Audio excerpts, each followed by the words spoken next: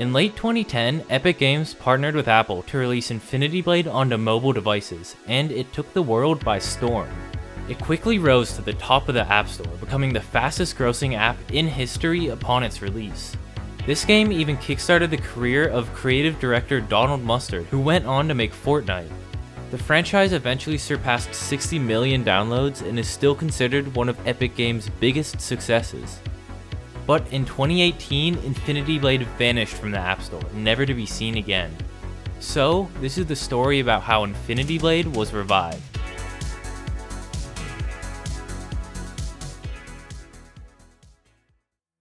In the past 5 years since Infinity Blade's removal, it's been getting harder and harder to play. In 2020, Epic Games lost their court battle against Apple, who stripped away Epic Games' creator license.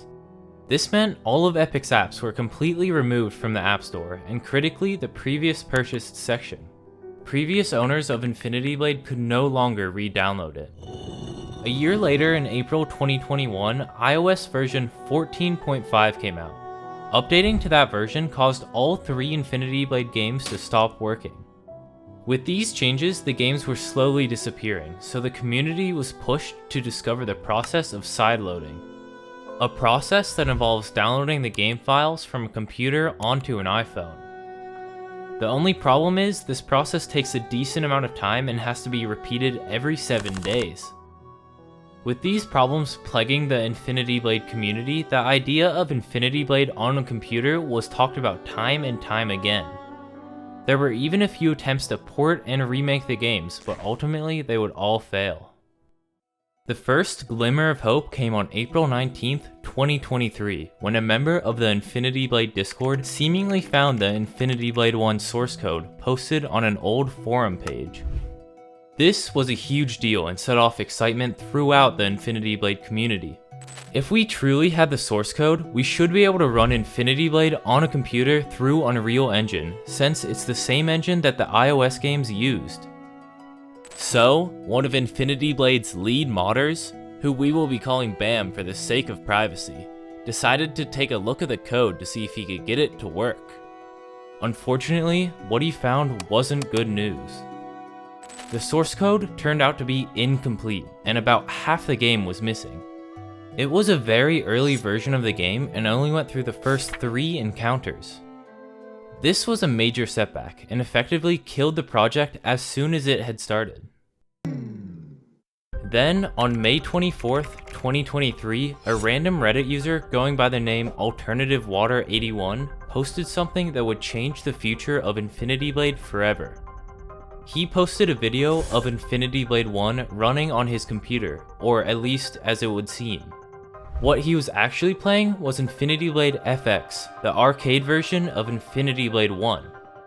This was a massive discovery, because while Infinity Blade FX is a much worse version of Infinity Blade 1, for the first time we could play a version of Infinity Blade on PC. Intrigued by this new discovery, Bam decided to take a look into the files of Infinity Blade FX for fun. But what he found was something completely unexpected. It contained all of Infinity Blade 1's uncooked assets. If you are confused as to what that means, you're not alone, I was too. Basically, cooking a file removes all unnecessary data and makes the file platform specific. So, even though we've had all the files for Infinity Blade for a long time, they are all cooked to be exclusive to Apple products. Finding these assets uncooked meant there was no missing data or restrictions on what platform they could be used on. This is not common practice at all to ship a game with uncooked assets. In fact, according to Bam, that should never happen. That's because uncooked files take up much more space than cooked files. For example, Infinity Blade 1 takes up just under 1 GB, while Infinity Blade FX, being a super watered down version of Infinity Blade, uses over 7 GB. With this discovery, Bam had a realization, remembering the source code that had been found a month before. He theorized it might be possible to repair the partial source code using assets from Infinity Blade FX to create a functional PC port of Infinity Blade 1. This wouldn't be an easy task by any means, and so complex that he actually wasn't planning on attempting it. He wrote it off as an interesting possibility and moved on. That was until he checked Discord. The Infinity Blade Discord had just sent out an announcement that Infinity Blade FX was playable, and below it were hundreds of reactions. Seeing the excitement that sparked within the community just to play a crappy version of Infinity Blade on their computers inspired Bam. And so he got to work. Bam began learning all he could about Unreal Engine because he had no prior experience with Unreal or any game engines for that matter. Combining that knowledge with his existing modding skills, he slowly started to reform the source code. Then, just 2 weeks later, he posted a video showing that he got the 4th encounter in the game working. 2 days after that, Bam had managed to fix every single encounter. Then, on June 24th, just 1 month after he'd started working on it, Bam announced that he had completed the first beta for Infinity Blade on PC.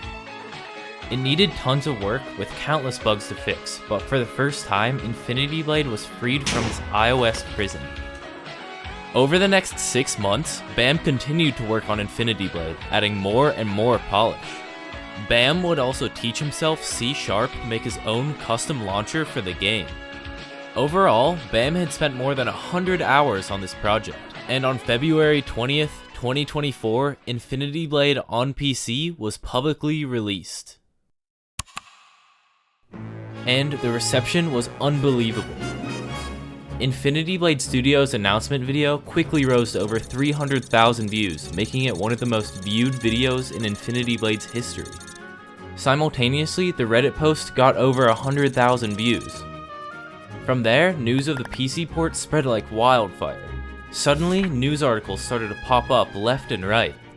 Soon enough, PC Gamer reached out to Infinity Blade Studios for permission to write their own article. In just a matter of days, Infinity Blade had sprung to the highest tier of gaming media. People started to flood into the Infinity Blade Discord and Reddit by the thousands, wanting to relive their old childhood days. Bam had truly started a renaissance for Infinity Blade. But the coolest part is, this coverage helped get the news all the way to the ears of the senior animator for Infinity Blade, Michael Lowe. This led to a community-run interview with an Infinity Blade developer 13 years after the game came out. The community could not have asked for a better response.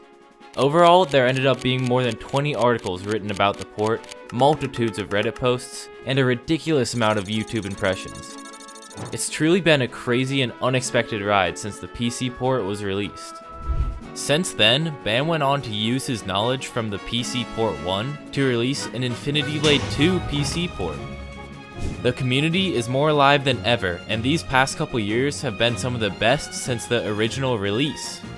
If you want to play the PC ports for yourself, a link will be down in the description. Thanks for watching.